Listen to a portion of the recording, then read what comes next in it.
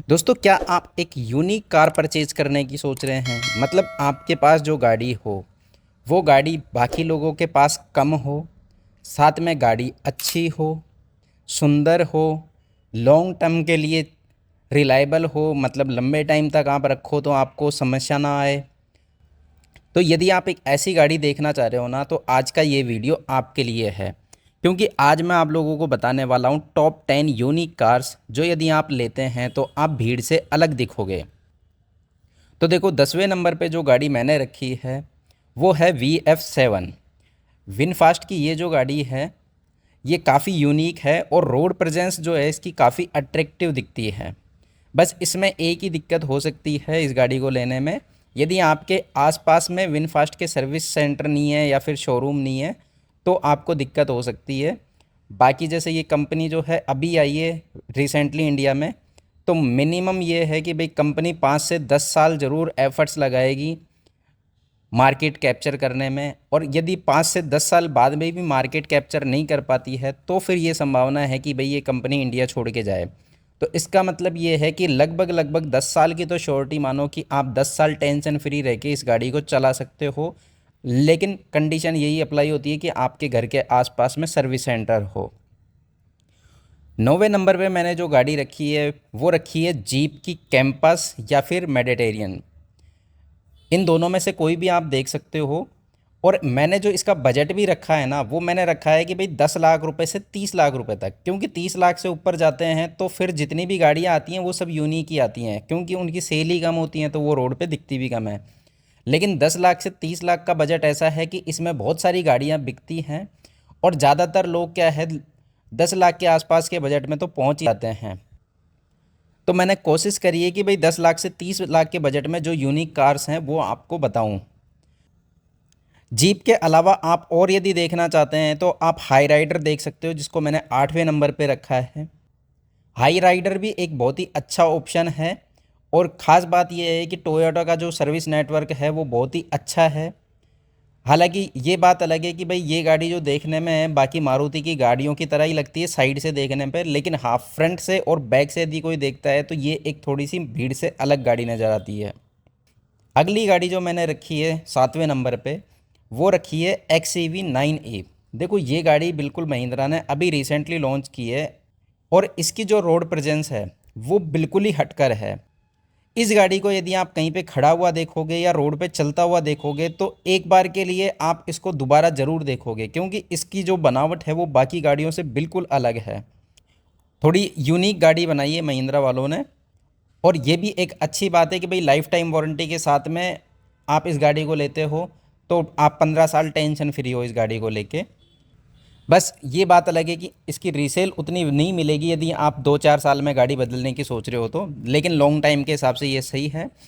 और ईवी गाड़ी है तो अभी ईवी की सेल इतनी ज़्यादा है नहीं। तो ये मानो आप आने वाले 5-7 साल तो आप इस गाड़ी को यदि रोड पे लेके निकलोगे तो बहुत कम गाड़ियां हैं जो आपको XEV 9E देखने को मिलेगी। छठे नंबर पे मैंने जो गाड़ी रखी है वो रखी है मैंने BYD की एटो 3। BYD की आप और भी कोई गाड़ी यदि आपको लगता है 30 लाख के आसपास में बजट में, वो भी देख सकते हो। लेकिन BYD की गाड़ियों में एक ही दिक्कत है कि इनकी रेंज उतनी ज़्यादा नहीं रहती जितनी इनकी प्राइस है। फॉर एग्ज़ाम्पल, आपको अदर जो ऑप्शंस हैं लगभग 400 से 500 किलोमीटर चलने वाले गाड़ियों के, वो आपको 18 से 20 लाख रुपए के आसपास में मिल जाएंगे। लेकिन BYD की यदि आप 400 से 500 किलोमीटर की चलने वाली गाड़ी लेते हो तो लगभग आप 30 लाख रुपए के आसपास पहुंच जाओगे। तो ये एक रीज़न है BYD का, जिसकी वजह से मैंने इसको छठे नंबर पे रखा है। नहीं तो BYD की गाड़ियाँ वैसे रोड पे कम दिखती हैं। काफ़ी अट्रैक्टिव और आकर्षक प्रोडक्ट हैं इनके। अगर इनकी प्राइस ये 15-20 लाख के आसपास होती तो ये हो सकता है कि टॉप 3 में भी जगह बना पाती। और 5वें नंबर पे मैंने जो गाड़ी रखी है वो रखी है थार रॉक्स। देखो, थार रॉक्स हो सकता है कि किसी को पसंद आए किसी को पसंद ना आए, लेकिन थार रॉक्स आने के बाद से इसको एक फैमिली कार की तरह भी आप यूज़ कर सकते हो यदि आपको एक लीक से हटकर गाड़ी चाहिए तो। थार की जो गुडविल है, हालांकि वो थोड़ी सी अलग ज़्यादा है, मतलब थोड़ी नेगेटिव वे में, लेकिन थार रॉक्स को यदि आप एक देखो तो ये एक फैमिली कार की तरह भी आप इसको इस्तेमाल कर सकते हो। और इसका जो लुक है वो बाकी की जो गाड़ियाँ हैं जैसे फोर्स की गुरखा आती है उस टाइप का लुक लगता है, जो रोड पर काफ़ी अट्रैक्टिव लगता है। और चौथे नंबर पे जो गाड़ी मैंने रखी है वो रखी है मैंने हैरियर को। देखो हैरियर ईवी भी आती है, पेट्रोल भी आती है, डीजल भी आती है। अभी आपको इसमें तीनों वर्जन मिल जाते हैं। लेकिन सबसे ख़ास बात जो है वो ये है कि इस गाड़ी की बिक्री अभी भी बहुत ज़्यादा नहीं होती, जिसकी वजह से ये आपको रोडों पे कम देखने को मिलती है। और यही वजह है कि भाई एक बढ़िया प्रोडक्ट है और आजकल का जो ज़माना है बड़ी गाड़ी का वो भी देखने को मिल रहा है। और आपको जैसे डीजल चाहिए तो डीजल, आपको ईवी चाहिए तो ईवी, पेट्रोल चाहिए तो पेट्रोल, इसमें आपको अदर ऑप्शंस भी देखने को मिल जाते हैं कि जैसे मान लो आप जिस भी ऑप्शन में लेना चाहो आपको परचेज़ कर सकते हो। तो इस वजह से हैरियर एक बहुत ही बेटर ऑप्शन है यदि आप एक यूनिक कार लेना चाहते हो, अलग कार लेना चाहते हो जो आपके पड़ोसियों से अलग रहे। और तीसरे नंबर पे रखी है मैंने सफारी को।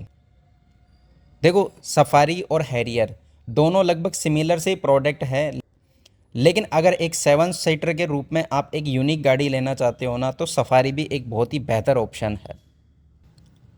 और नंबर 2 पर जो मैंने रखी है वो रखी है मैंने BE6 को।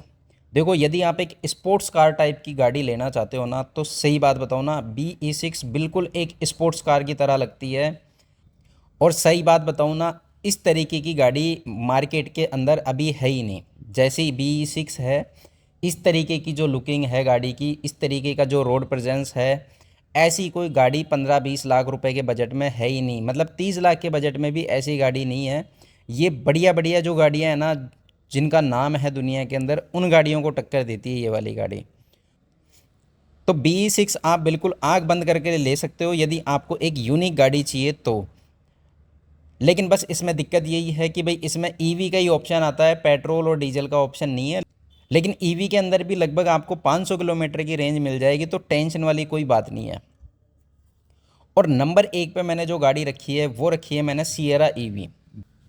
अब देखो इस गाड़ी को नंबर 1 पे रखने का बहुत सारे रीजंस है मेरे, जिस वजह से मैंने इस गाड़ी को नंबर 1 पे रखा है। एक तो इसको लुकिंग के अंदर रेड डॉट अवार्ड मिल रखा है। मतलब क्या है, ये गाड़ी दिखने के अंदर इतनी खूबसूरत है कि जो लग्जरी गाड़ियाँ आती हैं, जो करोड़ों की गाड़ियाँ आती हैं, उनकी जो लुकिंग होती है, उनकी जो खूबसूरती होती है, उस तरीके की खूबसूरत इस गाड़ी को बनाया है।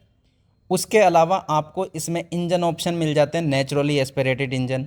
हालांकि उसकी परफॉर्मेंस लोग इतनी अच्छी नहीं बताते, लेकिन हम यहाँ पे लुकिंग की बात कर रहे हैं। दूसरा, यदि आपको पावर चाहिए तो आप इसका टर्बो पेट्रोल भी देख सकते हो। इसके अलावा आपको इसमें डीजल इंजन भी मिल जाएगा। और अभी इसका इलेक्ट्रिक वर्जन भी लॉन्च कर दिया। और इलेक्ट्रिक के अंदर ये गाड़ी बहुत ही शानदार रेंज देती है।